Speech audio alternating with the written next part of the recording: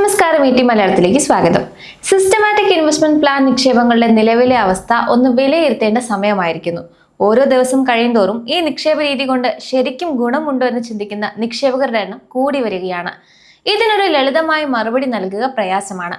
എന്നാൽ ഇതിൽ നിന്നും ലഭിക്കുന്ന ചില പാഠങ്ങൾ തികച്ചും ഗൗരവമേറിയതാണ്. SIPs സഹിഹെ എന്ന് കേട്ടിട്ടുണ്ടാവും.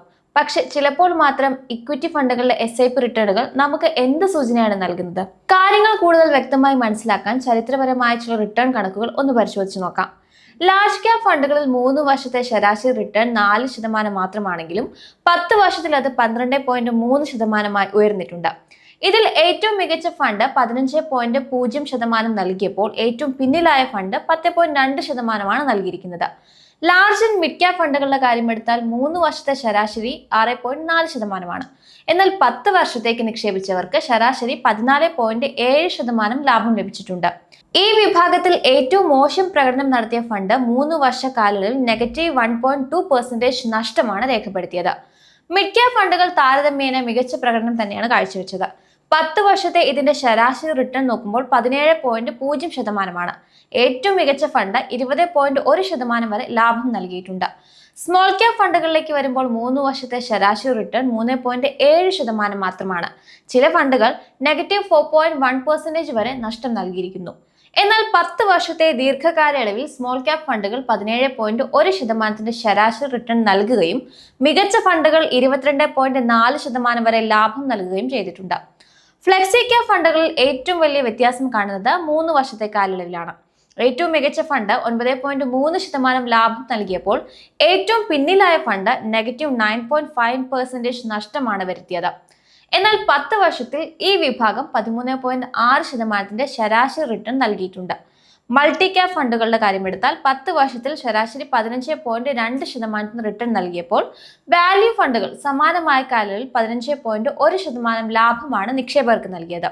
ചുരുക്കത്തിൽ, നിക്ഷേപ കാലയളവ് കൂടുന്തോറും റിട്ടേണുകൾ മെച്ചപ്പെടുന്നതായും ഓരോ വിഭാഗത്തിലെയും ഏറ്റവും മികച്ചതും മോശവുമായ ഫണ്ടുകൾ തമ്മിൽ വലിയ പ്രകടന വ്യത്യാസമുണ്ടെന്നും ഈ കണക്കുകൾ വ്യക്തമാക്കുന്നു.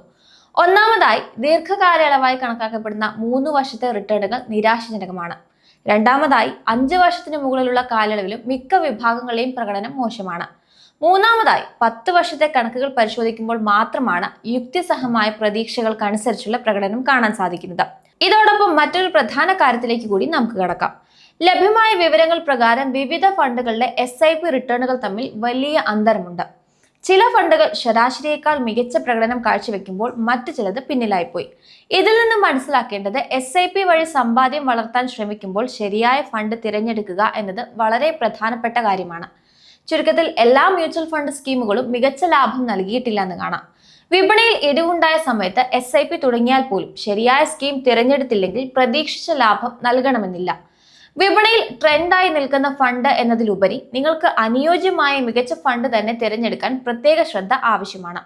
വളർച്ചാ സാധ്യത കണക്കിലെടുത്ത് പലരും സ്മോൾ ക്യാപ് ഫണ്ടുകളെ ഇഷ്ടപ്പെടുന്നുണ്ട്. 3 വർഷത്തെ അപേക്ഷിച്ച് 5-10 വർഷം SIP തുടർന്നവർക്ക് മികച്ച ശരാശരി റിട്ടേൺ ലഭിച്ചിട്ടുമുണ്ട്. എന്നാൽ സ്മോൾ ക്യാപ് ഫണ്ടുകളിലെ റിസ്ക് വളരെ കൂടുതലാണ്. അതുകൊണ്ട് ദീർഘകാലം നിക്ഷേപിച്ചതുകൊണ്ട് മാത്രം കാര്യമായില്ല.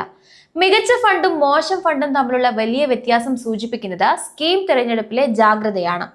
ഡാറ്റ പ്രകാരം 3 വർഷത്തെ SIP റിട്ടേണിൽ Bandhan small cap 12.2% XIRR return ആണ് നൽകിയിരിക്കുന്നത്. 10 വർഷത്തെ കണക്കിൽ Quant small cap fund 22.4% XIRR നൽകി മികച്ച പ്രകടനം നടത്തിയിട്ടുണ്ട്. മിഡ് ക്യാപ് വിഭാഗത്തിൽ 3 വർഷത്തെ SIP റിട്ടേണിൽ ICICI Prudential mid cap fund 14.5% XIRR ആണ് നൽകിയിരിക്കുന്നത്. 5 വർഷത്തിൽ ഇൻവെസ്കോ ഇന്ത്യ മിഡ് ക്യാപ് ഫണ്ടും 10 വർഷത്തിൽ എഡൽവൈസ് മിഡ് ക്യാപ് ഫണ്ടുമാണ് മികച്ച പ്രകടനം നടത്തിയിരിക്കുന്നത്. ഇവിടെയും ഏത് സ്കീമിൽ നിക്ഷേപിച്ചാലും വലിയ ലാഭം കിട്ടുമെന്ന് കരുതരുത്. വിപണിയിലെ സാഹചര്യങ്ങൾക്കനുസരിച്ച് നിക്ഷേപം മാറ്റാൻ കഴിയുന്ന ഫ്ലെക്സി ക്യാപ് വിഭാഗത്തിലും വ്യത്യാസങ്ങളുണ്ട്. HDFC ഫ്ലെക്സി ക്യാപ് ഫണ്ട് 3 വർഷത്തിലും 5 വർഷത്തിലും യഥാക്രമം 9.3%, 15.5% റിട്ടേൺ നൽകി മുന്നിലെത്തിയിട്ടുണ്ട്. 10 വർഷത്തെ കണക്കിൽ quad flexi cap fund 18.8% XIRR return നൽകി ഒന്നാമതെത്തി. വലിയ കമ്പനികളിൽ നിക്ഷേപിക്കുന്ന ലാർജ് ക്യാപ് ഫണ്ടുകളിലും ചിലത് പിന്നിലായി പോയിട്ടുണ്ട്. 3 വർഷത്തെ കണക്കിൽ വൈറ്റ് ഓക്ക് ക്യാപിറ്റൽ ലാർജ് ക്യാപ് ഫണ്ട് മുന്നിലെത്തിയപ്പോൾ 5 വർഷത്തിലും 10 വർഷത്തിലും നിപ്പോൺ ഇന്ത്യ ലാർജ് ക്യാപ് ഫണ്ടാണ് മികച്ച പ്രകടനം കാഴ്ചവെച്ചിരിക്കുന്നത്. നിക്ഷേപിക്കുമ്പോൾ ഫണ്ട് എടുക്കുന്ന റിസ്കിന് ആനുപാതികമായ ലാഭം ലഭിക്കുന്നുണ്ടോ എന്ന് പരിശോധിക്കാൻ ഷാർപ്പ് റേഷ്യോ സഹായിക്കുന്നുണ്ട്. SIP എന്നത് എപ്പോഴും വലിയ ലാഭം നൽകുന്ന ഒരു തന്ത്രമാണെന്ന് അന്ധമായി വിശ്വസിക്കരുത്. വിപണിയിൽ അമിത വിലയുള്ള സമയത്താണ് നിങ്ങൾ നിക്ഷേപം തുടങ്ങുന്നതെങ്കിൽ മികച്ച ലാഭം കിട്ടാൻ വർഷങ്ങൾ കാത്തിരിക്കേണ്ടി വരും. മികച്ച സ്കീമുകൾ തിരഞ്ഞെടുക്കുന്നതോടൊപ്പം അവ നിങ്ങൾക്ക് അനുയോജ്യമാണെന്ന് ഉറപ്പുവരുത്തുകയും ദീർഘകാലം നിക്ഷേപം തുടരുകയും വേണം. നിങ്ങളുടെ SIP റിട്ടേണുകൾ നിരാശാജനകമാണെങ്കിൽ അത് ഒന്നുകിൽ നിക്ഷേപം തുടങ്ങിയ സമയത്തിന്റെ പ്രശ്നമാകാം, അല്ലെങ്കിൽ തെറ്റായ ഫണ്ട് തിരഞ്ഞെടുപ്പിന്റെ ഫലമാകാം. നിക്ഷേപം ദീർഘകാലത്തേക്ക് തുടരുന്നതിലൂടെ സമയത്തിന്റെ പ്രശ്നം പരിഹരിക്കാം. എന്നാൽ ഫണ്ട് തിരഞ്ഞെടുപ്പ് തെറ്റാണെങ്കിൽ അത് തിരുത്തുകയേ വഴിയുള്ളൂ. അതിനാൽ വിവേകപൂർവ്വം നിക്ഷേപിക്കാൻ ശ്രദ്ധിക്കുക.